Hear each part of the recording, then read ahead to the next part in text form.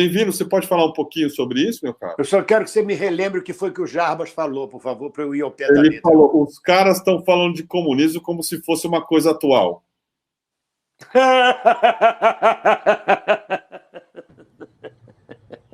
Ele acredita que comunista come criancinha. Tudo é. Deixa eu vou explicar, ó Jarbas, querido. Eu dei uma gargalhada. O comunismo é uma utopia, ainda. Não é? Mas eu quero lhe dizer que o comunismo é atualíssimo. Por exemplo, hoje não tem mais trabalho infantil das crianças, graças aos comunistas. Eles renovaram essa relação trabalhista. Hoje o trabalhador não trabalha mais 16 horas, graças aos comunistas e à luta dos comunistas. Eles renovaram essa outra relação trabalhista. Hoje as mulheres têm direito de voto graças a uma comunista, entre tantas, a PAGU, as comunistas que lutaram pelas mulheres terem o direito de voto no Brasil. Isso é uma outra renovação. Hoje, por exemplo, nós temos uma Constituição democrática também, graças aos comunistas que se colocaram contra a ditadura de Getúlio Vargas e exigiram uma Constituinte de 46 democrática. Hoje nós não temos mais integralismo no Brasil, não temos mais a velhice do sistema e da concepção nazista, graças aos comunistas. Hoje os jovens de 16 anos podem votar graças à luta dos comunistas. Hoje várias leis colocadas na legislação brasileira agradeça a renovação dos comunistas. Os comunistas estão sempre renovando a luta da mulher, a luta dos negros, a luta dos homossexuais, todas estas lutas modernas, os comunistas estão lá. Agora, o que é ser comunista? Ser comunista é acreditar na utopia de uma sociedade sem classes. Então, isso não existe ainda, entende, querido? Existe, primeiro, uma passagem para um estado de bem-estar social. Por exemplo, Portugal é socialista, tem um governo socialista. Ninguém tomou casa de ninguém. O comunismo que se fez na União Soviética foi a primeira experiência socialista do mundo. Não foi nem comunista, porque você primeiro tem que passar pelo socialismo. O que o Marx falou sobre o comunismo, o Manifesto Comunista de 1848, que foi o grande lançamento feito para a classe trabalhadora para entender como ela era o coveiro da burguesia, o que o Marx disse é que o socialismo é que é o caminho para o comunismo. Ou seja, a gente não consegue atingir nenhum socialismo.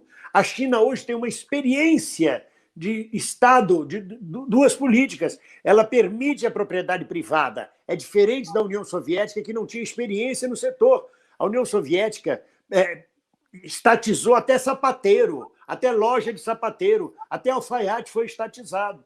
Foi uma experiência única. Não se sabia como lidar, como é que se aplicava a teoria do Marx. Hoje, a China, na sua sabedoria milenar, cresceu durante a pandemia 9%. Enquanto os outros se ferraram, ela cresceu 9%, com a experiência do socialismo chinês.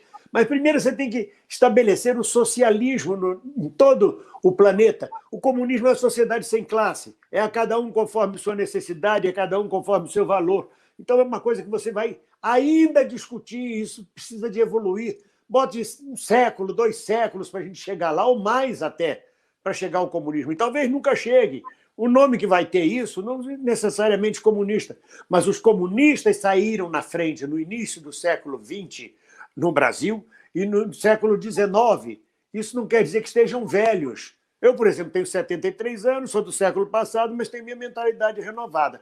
Mas se você hoje tem uma série de direitos e uma série de modernidades que você pode usufruir, inclusive o iPhone, que é a criação da União Soviética, que é a criação dos trabalhadores soviéticos.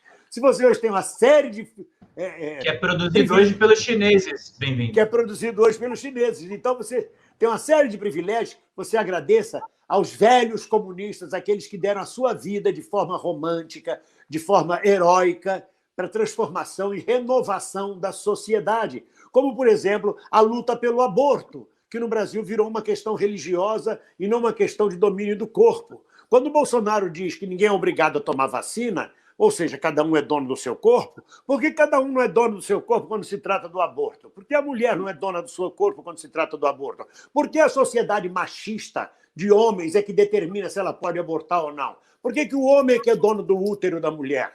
Então, essas lutas todas de avanço e de renovação se dá a partir dos comunistas, dos socialistas, dos progressistas, daqueles que acreditam numa sociedade melhor e cristã.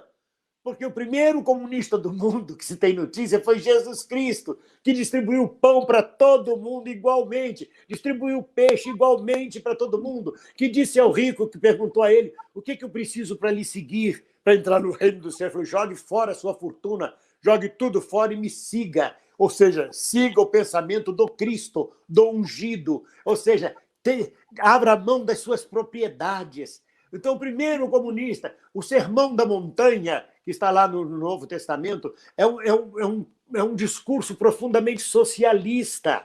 Então, ser comunista é também ser cristão, é ser humanista, é ir buscar lá em Platão as origens do bem-estar da humanidade. Ser comunista é buscar sempre o estado de bem-estar social, o fim da desigualdade.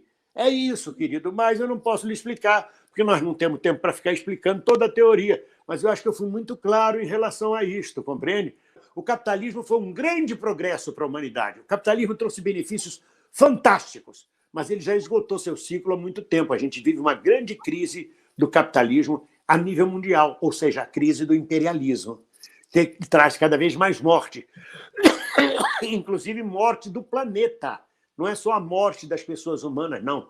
É a exaustão dos bens de produção, exaustão do minério, exaustão das árvores, do bioma, do mioma, da fauna submarina. Os oceanos estão mortos, há terrenos imensos de oceano morto, sem vida. É o capitalismo exaurindo a própria vida. Ele se autofage, ele é antropofágico, ele come a si mesmo. Não importa se ele vai morrer junto. É a ganância e o lucro desmesurado a todo tempo. Não é justo que você coma. Não é justo. O capitalismo me lembra aquela passagem bíblica. Qual é o pai cujo filho pede um pão e ele lhe dá uma pedra? É isso que o capitalismo dá aos seus filhos, aos trabalhadores que lhe pedem pão. Ah, não tem arroz? Coma macarrão. Se não tiver macarrão, vai chupar uma pedra. O que o capitalismo oferece não é um pão, é uma pedra ao trabalhador. É isso.